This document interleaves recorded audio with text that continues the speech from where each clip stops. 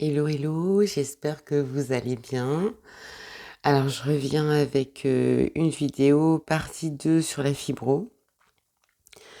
C'est assez compliqué pour moi de vous expliquer tout ça en fait, et je tiens à préciser que je suis pas là pour vous donner des conseils parce que je suis pas médecin, mais juste pour vous apporter mon témoignage. Parce qu'en fait, moi, quand j'ai le diagnostic qui a été posé, j'ai cherché des témoignages sur YouTube et j'en ai pas trouvé, et ça m'aurait bien aidé, je pense, il y a plus de 10 ans maintenant. J'ai rien trouvé du tout. Donc je me dis, si ça peut aider quelqu'un, même ne serait-ce qu'une personne, eh ben, c'est super, en fait. C'est vraiment dans un esprit de partage. Oui, c'est vraiment ça.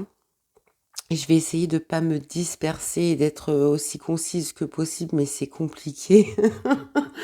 Surtout pour moi qui ai tendance à me disperser souvent, et c'est vraiment, hem, une maladie en fait, je l'ai découvert après parce qu'au départ j'en avais pas conscience, mais une maladie qui est liée à tellement de plans et qu'on peut relier autant à, la spiritualité, à l'astrologie, à, au mode de vie, la nutrition, plein de choses en fait, et c'est pour ça qu'elle a sa place sur la chaîne en fait, cette vidéo.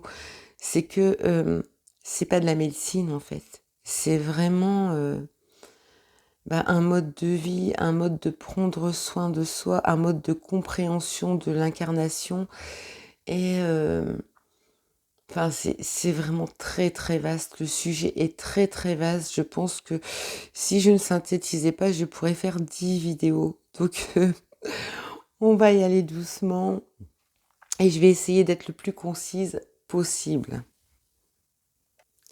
Donc je vous le redis, hein, ce que je vous partage, c'est juste mon expérience, c'est mes compréhensions.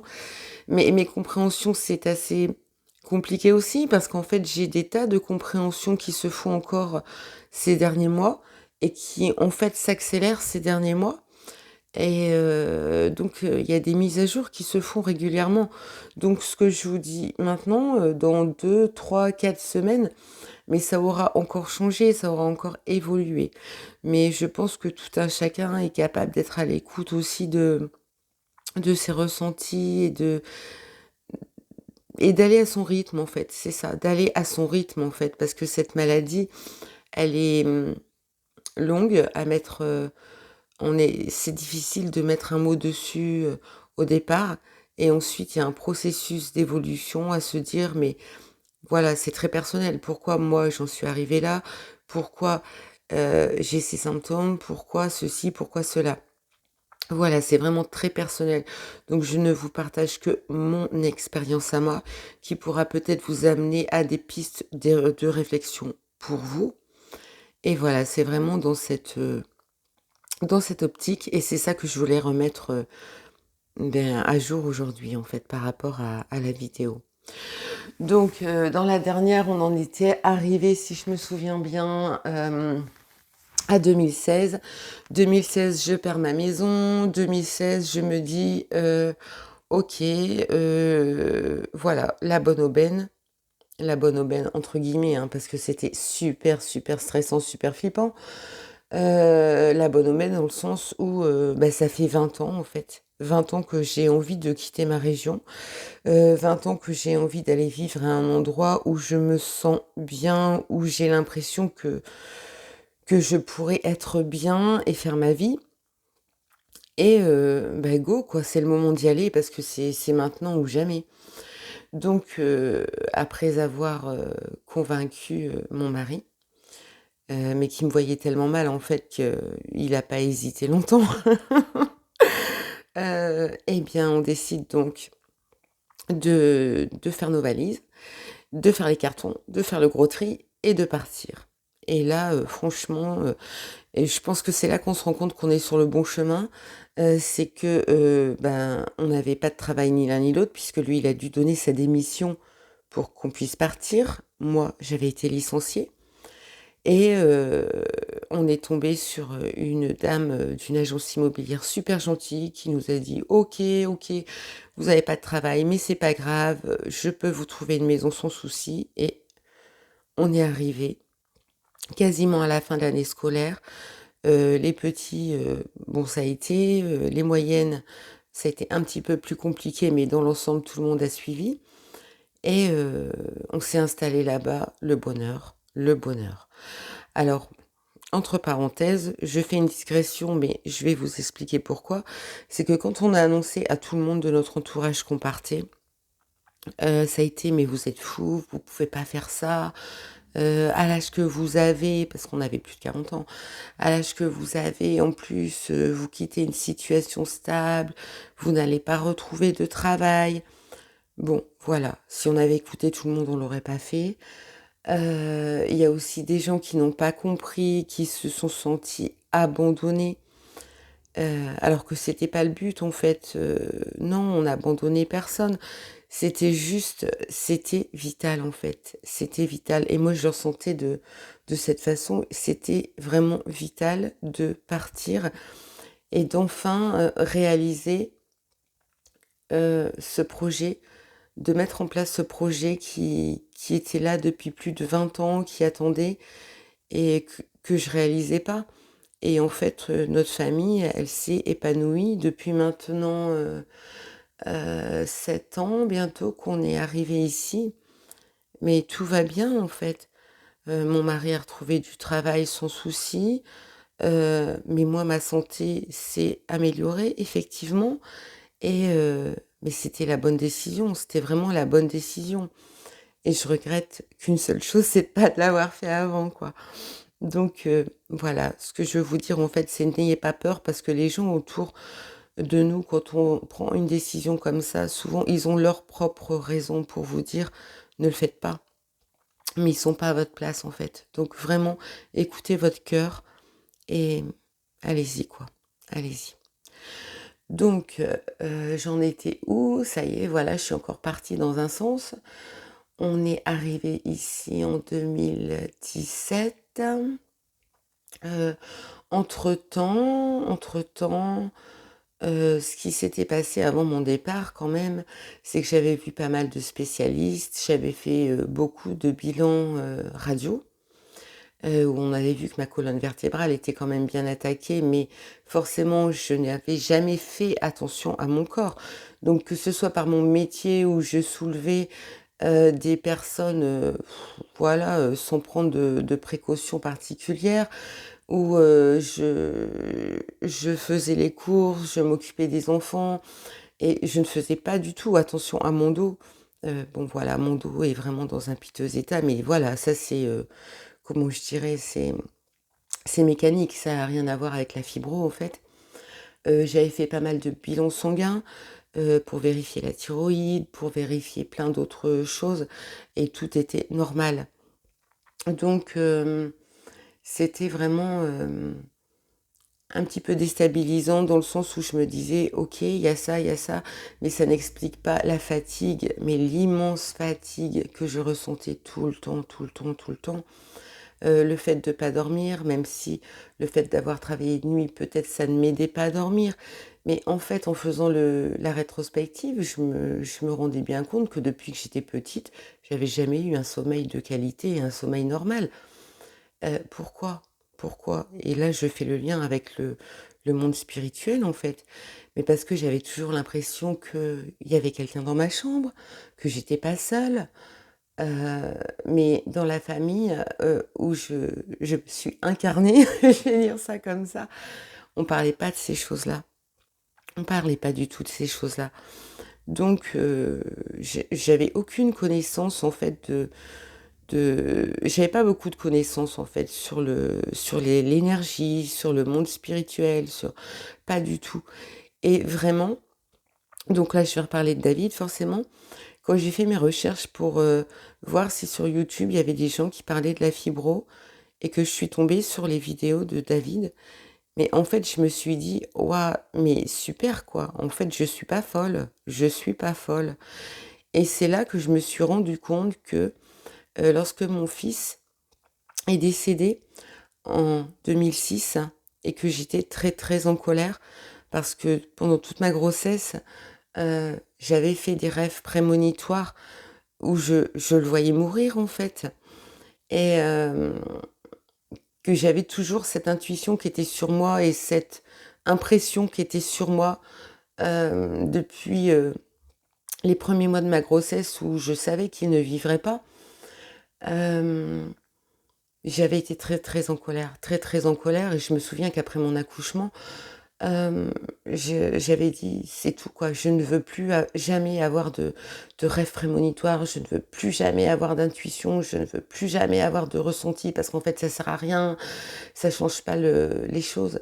J'étais très, très en colère et je m'étais coupée de ce côté intuitif chez moi qui avait toujours été présent en fait, et petit à petit, en découvrant donc les vidéos de David, j'ai renoué avec ce côté intuitif chez moi, qui avait toujours été là, qui avait toujours été présent, mais depuis que je suis née, en fait. Puisque, c'est quelque chose, en fait, qui faisait tellement partie de moi que je pensais que tout le monde était comme ça. Hem, c'est-à-dire que je pouvais anticiper les choses, je pouvais voir les choses, je sentais les gens, enfin, les gens qui sont intuitifs et qui ont ces capacités développées, comprennent ce que je veux dire. Voilà. Donc ça a été vraiment une partie de moi que j'avais coupée, en fait, et que doucement avec laquelle je me suis réconciliée. Donc en 2016, ça allait beaucoup mieux et j'avais d'ailleurs demandé la chrysalide, en travail à David, qui m'a fait énormément comprendre de choses aussi par rapport à moi, et peu à peu, j'ai évolué de ce côté-là. Et si je vous parle de tout ça, c'est parce que ça a été, vraiment, quelque chose qui a aidé aussi au processus de guérison. Quand on arrive à se réconcilier avec son côté spirituel et qu'on arrive à comprendre comment on fonctionne et les erreurs que l'on peut faire, hem, on va mieux. Fatalement, on va mieux. Et je pense que c'est pas forcément, comment je peux dire? C'est pas typique de la fibro, en fait, c'est typique à c'est ça peut s'appliquer à toutes sortes de maladies. Donc voilà, ça c'était encore une digression, évidemment, on va y arriver. Bon, alors voilà, on est parti. En 2017, on est arrivé ici et comme je vous disais, hem, je me suis plus reliée à la nature, en fait.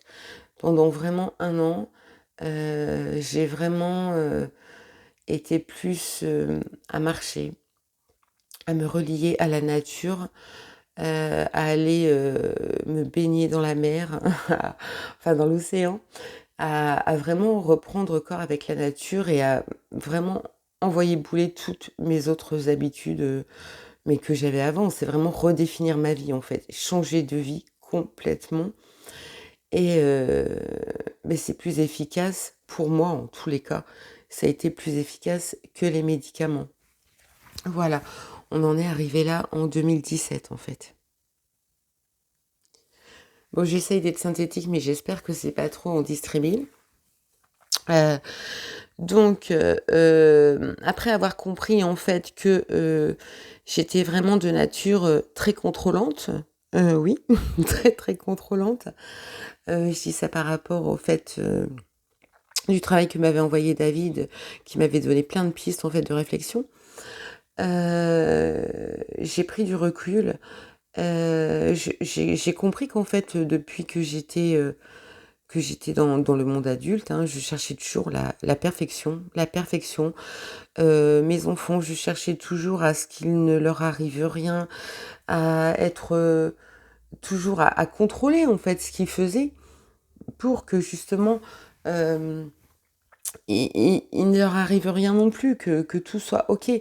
Et en fait, je me suis remis en question en me disant: «Mais en fait non, prends de la distance, prends de la hauteur, puisque de toute façon toi aussi tu as fait des erreurs, toi aussi tu as fait des mauvais choix et c'est comme ça qu'on apprend, donc tu peux pas leur éviter tout».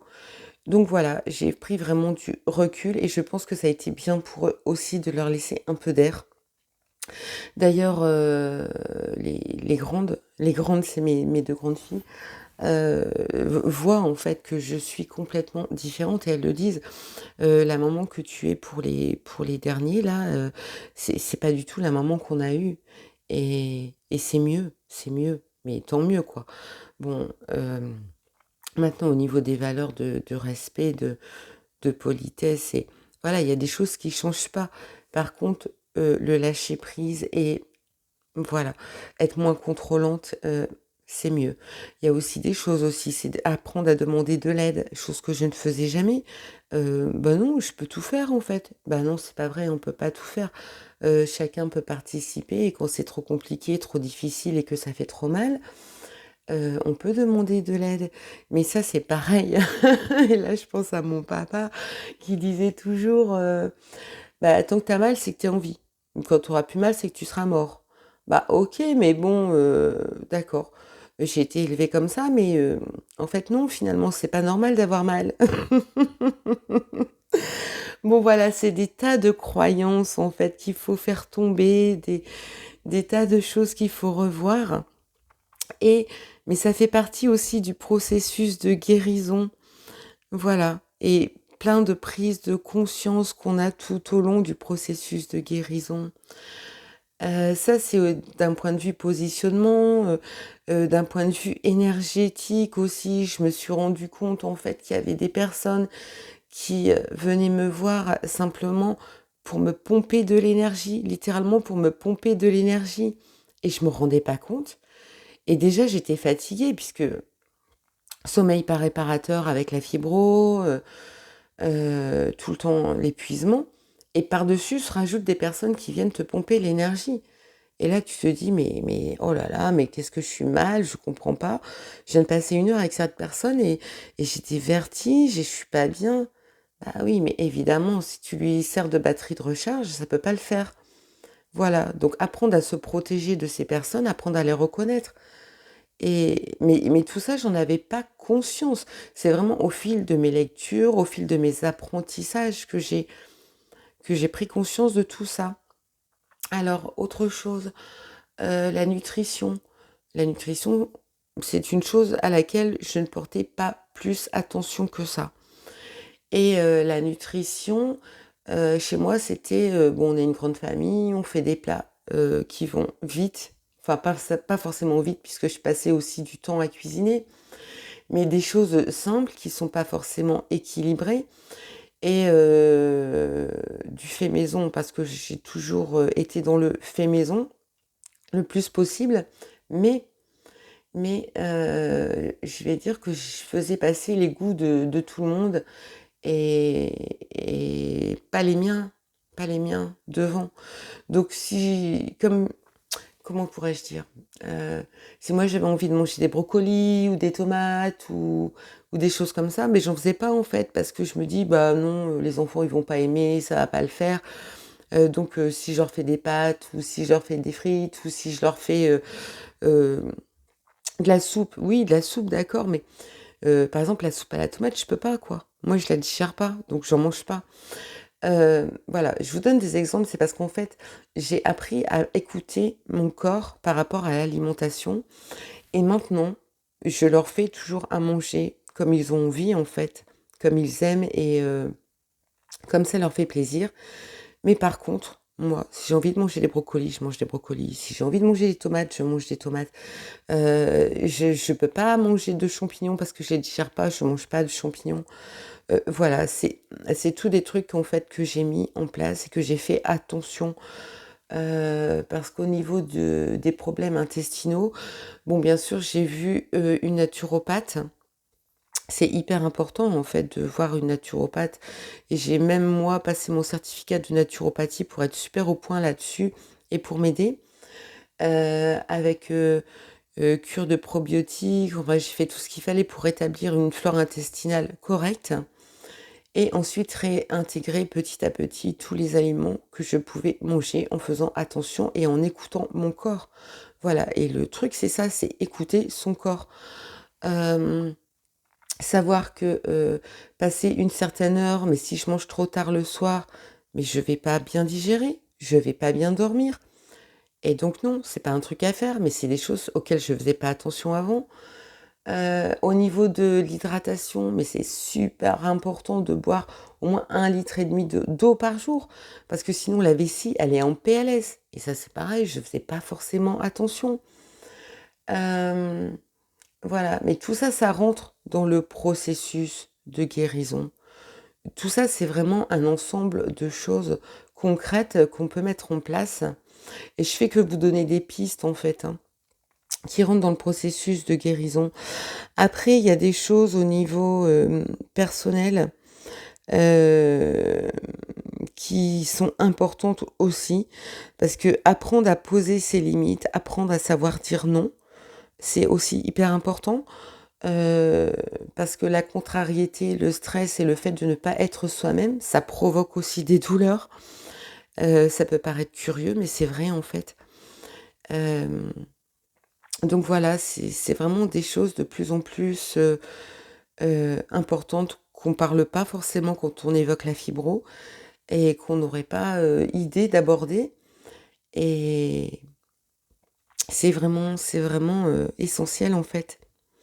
Voilà, donc je suis arrivée à 21 minutes, j'espère que c'est pas trop, brouillon parce qu'en fait, il y a tellement à dire que j'ai peur d'en oublier et j'en oublie certainement. Voilà, je pense que de toute façon, cette maladie m'a fait redéfinir ma vie de façon correcte, aller dans le bon sens, être vraiment qui je suis, hem et rencontrer aussi des personnes fabuleuses et merveilleuses qui comprennent, à qui on n'a pas besoin d'expliquer que bah, aujourd'hui, on n'est pas bien, en fait et que, bah, non, on fait pas la gueule, c'est juste parce qu'on n'est pas bien et il y a pas besoin d'avoir 36 000 explications, quoi, parce que ça, c'est usant aussi. Il y a tellement de personnes qui comprennent pas, qu'après on n'a plus envie d'expliquer, en fait et voilà.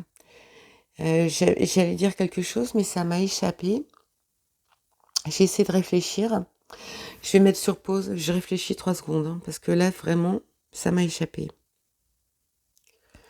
Ça y est, c'est revenu. Moi, ce que je voulais vous dire, en fait, aussi, c'est qu'il y a 3 ans, je me suis rendu compte, en consultant une astrologue qui est super géniale, qui s'appelle Bérangère, Tapsi Karma, elle a une chaîne sur YouTube. Je pense qu'elle le fait plus, en fait, ce qu'elle m'a fait au niveau de mon thème astral. Mais qui elle m'avait dit qu'en fait, au niveau de ma conjonction, de naissance, au niveau de mon thème astral, bah, en fait, il y avait, un marqueur au niveau des maladies, osseuses. Il y avait des planètes qui marquaient les inflammations et heu et ça m'avait bluffée, en fait. Ça m'avait complètement bluffée parce que cette femme qui est vraiment remarquable, que j'aime beaucoup, m'a raconté ma vie, donc il y a 3 ans, hein, m'a raconté ma vie alors qu'elle la connaissait pas et m'a signifié toutes mes problématiques et autant perso que de santé que et c'est là qu'on se dit: «Mais c'est fou, mais tout est lié, tout est lié». Donc voilà, je pense qu'en fait, je vais rester là-dessus, je vais résumer. Il faut évidemment, mettre toutes les chances de son côté en faisant tous les examens médicaux nécessaires, en allant voir les spécialistes nécessaires, faire vraiment les diagnostics différentiels et aller voir les médecins qu'il faut. Heu, mais aussi, je pense et c'est essentiel, en reprenant conscience de qui on est, pourquoi on est venu sur terre, c'est quoi le but de notre incarnation, qu'est-ce qu'on est prêt à accepter, à ne pas accepter, se rappeler qui on est, hem, ne pas porter de masque, c'est important, montrer son vrai visage, s'affirmer, même si c'est parfois compliqué, même si parfois on peut se prendre des réflexions dans les dents, du genre, «Mais pour qui tu te prends en fait?» «Beh, juste moi, voilà, je suis juste moi». Voilà, c'est tout. À partir du moment où on est juste avec qui on est, avec ce qu'on pense, même si parfois on peut évoluer, Et heureusement qu'on évolue, puisque la vie, c'est une évolution, en fait. On apprend tous les jours, on évolue tous les jours. OK, mais être juste dans l'instant, toujours agir avec son cœur, toujours agir, avec ses tripes et voilà, c'est là qu'on est le mieux et à ce jour, pour finir sur l'aspect vraiment, traitement, à ce jour, heu, au niveau de mon traitement, il a diminué de 3/4. Au niveau, de mes douleurs, elles ont aussi diminué de 3/4. Là, je sais que je vais aller chez l'ostéo vendredi, donc vous voyez, je consulte quand même des personnes. Je vais aller chez l'ostéo vendredi parce que je viens de me taper le déménagement, je viens de me taper le nettoyage de la maison, les cartons, tout, tout, tout.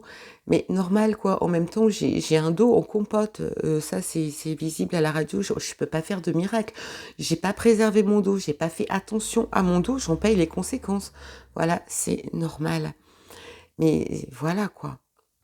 Après au niveau du sommeil, mais je sais que si je vais marcher, si je vais mettre les pieds dans l'eau, si je vais m'aérer l'esprit, si je fais des choses, hem, qui m'aèrent, qui m'enracinent, qui si je m'ancre avec la méditation, si je fais des choses comme ça, hem, voilà, je vais mieux aussi. M'aérer l'esprit, lâcher prise, ne pas vouloir tout contrôler, ça aide aussi à avoir un meilleur sommeil. Donc vraiment, il y a plein, plein de choses à mettre en place. S'entourer de bonnes personnes, ça aide aussi beaucoup. Donc c'est pas une fatalité de rester dans un état mauvais, sauf si, bien sûr, on n'a pas envie et ça, c'est vrai que j'ai pas abordé ce point-là. Sauf si, bien sûr, on n'a pas envie d'aller mieux et c'est vrai qu'on peut ne pas avoir envie d'aller mieux. Peut-être que c'est confortable. Je dis pas ça de façon péjorative, hein, mais peut-être que pour certaines personnes, c'est confortable d'être malade et d'accord, OK, peut-être c'est choquant ce que je dis, mais être malade, c'est attirer peut-être l'attention sur soi, c'est peut-être aussi, hem, avoir moins de liens sociaux, mais en même temps, moi je sais, moi je vais continuer de ce fait. Moi je sais que je suis quelqu'un qui aime bien être seule. Je m'autosuffis. Je sais, c'est un peu pompeux de dire ça, mais j'aime être avec moi et je me parle et j'aime être avec moi et je m'ennuie pas avec moi, en fait. Hem et c'est vrai qu'à un moment, j'ai l'honnêteté de dire que, ça me dérangeait pas, en fait, de plus être invitée, de plus voir personne, parce qu'en fait, je me retrouvais avec moi et j'étais contente, en fait. Voilà, ça, c'est un des aspects. Alors je vous dis pas, je suis super contente d'être malade, mais c'est dans le sens où, c'est quelque chose qui, comment dire? C'est un bénéfice en fait que l'on peut retirer. Bon, c'est pas un super bénéfice vu ce qu'on a à côté. Mais voilà, je pense que chaque, personne peut trouver quelque chose qui, malgré tout, dans la situation qui est compliquée, peut être bien. Enfin, je sais pas si vous me suivez? C'est pas pour dire: «C'est super, on a envie de rester malade parce que c'est génial». Non, c'est pas ça du tout. Voilà, je pense que vous m'avez compris quand même. Voilà. Parce qu'aujourd'hui, quand même, je suis très, très heureuse d'arriver à régler les choses, d'arriver à aller mieux, d'avoir des pistes et de supprimer aussi, les médicaments parce que franchement les médicaments ça met tellement dans un état zombie et je pense que ça a tellement d'effets indésirables aussi sur les autres organes. Donc si on peut trouver des solutions alternatives, c'est bien. Mais comme je dis, c'est chacun son rythme. La maladie, elle est tellement insidieuse et il faut tellement de temps pour la diagnostiquer, il faut tellement de temps pour prendre conscience des choses que c'est chacun son rythme et voilà, chacun fait du mieux qu'il peut. Et du mieux qu'il peut, c'est déjà une très, très belle chose. Voilà, bon, je vous fais des bisous. Je vous dis à bientôt. Je pense que j'en ai fait le tour. Là, on va arriver à 30 minutes. Je vais vous gaver. J'en ai fait le tour et bah, si vous avez des questions, vous les notez. Si vraiment vous avez des questions plus perso, vous pouvez me joindre par mail, hein, je peux toujours vous répondre et voilà. Si vous avez d'autres sujets que vous avez envie que j'aborde, c'est pareil, vous pouvez me joindre sous la vidéo ou par mail qui est noté dans la rubrique à propos, je crois. Voilà. Allez, belle journée. Bisous, bisous.